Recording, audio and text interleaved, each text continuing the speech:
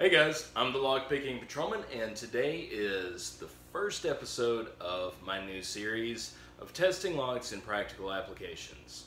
I talked about this the other day on my live stream video doing a tour of the new shop, so I hope that you've watched that video and kind of understand where I'm going. I'll give you a little bit of an intro, and then we'll get into the lock that I'm wanting to focus on for the next few videos. So stay tuned, and we'll get picking. Alright guys, so if you watched my live stream video the other day with a tour of the new shop, then you will have already heard this part, so you can go ahead and fast forward, or maybe just listen to this part, I don't know, because you like me, you like the sound of my voice. Anyway, a number of lock sport channels lately have started to get away from picking challenge locks. Challenge locks are awesome. Challenge locks show creativity, thought process, actual manufacturing processes, and they are just awesome. I love making challenge locks, I love picking challenge locks, and I love sending challenge locks out into the world. However, after a while, challenge locks, they're in a category by themselves. So, I want to do something other than just pick challenge locks for my channel. And there's only so much that you can do picking just a regular stock lock sitting at the bench. And that's where my new ideas have come into.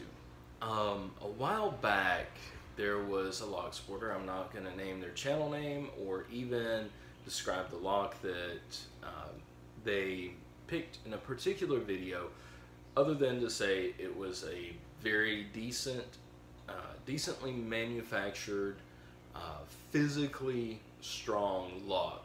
Solid steel body, a thick hardened steel shackle with ball bearing locking mechanism, and the core also contains security pins, and it's just a big, beefy chunk of lock.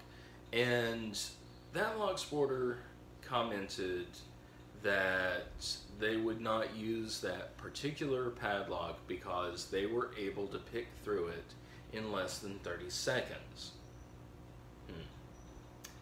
Well, that lock sporter also picked through that lock in less than 30 seconds with it clamped in a vise sitting at the workbench. So I don't think that's exactly a fair shake for that particular padlock. Again, it is a very well constructed padlock. It is well known and fairly reasonably priced. And that video all that time ago is actually what got me started thinking about ways to sort of do something different in lock sport. So today I've got a lock that we've all come to know and come to love, and what my plan is for this lock and for other locks in the future is to do sort of a three-part assessment. The first part would be actually doing a bench test, which is where we do an overview of the lock itself and then pick it on the bench, whether in the vise or in hand, depending. And then the second phase will be to put the lock in a situation, setting, similar to what it would be anticipated to be used in. For instance, a padlock, we could lock it on a shed, we could lock it on a trailer hitch, we could lock it on all sorts of different things, but the point being is that it is in a setting that it was marketed to be used for. And then lastly, the last part will be to pick it not only in a in-use setting, but also under extreme conditions, whether it be heat, cold, a difficult angle, any number of factors that could make picking any lock more difficult. So I hope you'll stay with me, because the lock that I have today is the lock that we've all come to know, the venerable Master number 3. So stay tuned, we're gonna get this show on the road. Okay guys, so we've got our Masterlock number 3, that we're going to be studying in this series, and this is the latest and greatest version of the Masterlock number 3.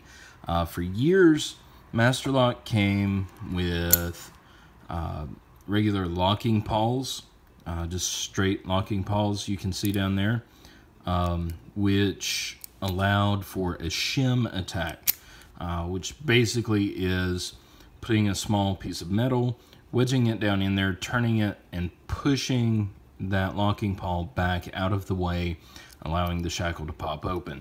I don't have any padlock shims, and during this series, I'm not going to focus on any bypass attacks. Instead, I want to focus on the actual picking of a lock in situations that we would find it in the wild, in the field. So this one does have the ball bearing mechanism. You can see it down there. You turn the key, it allows the ball bearing to fall back out of the way, and the shackle releases. So let's go ahead and do our bench pick on it. Also, another thing that I'm going to do for this series and any future locks is I'm going to use the same tools, the same tensioner and pick in all situations. That way it will keep the testing in line and accurate. In other words, I don't want to use a special pick here on the bench and then use a different pick when it's in use somewhere. There may be some exceptions to come up in the future, and if there are, then I'll be sure to clarify why it is an exception and why I'm doing it. So let's go ahead and get picking. We know that these Masterlock number 3s have a 4-pin core. You can see the bitting on this particular lock has a nice deep cut here in the second pin, and then 2 nice high cuts follow it. So it's pretty good bitting, but we'll see how it affects picking. Okay, number 1, click out a 1, nothing on 2, 3 is bound, click on 3, and we got it open. So really only had to pick 2 pins to open this lock.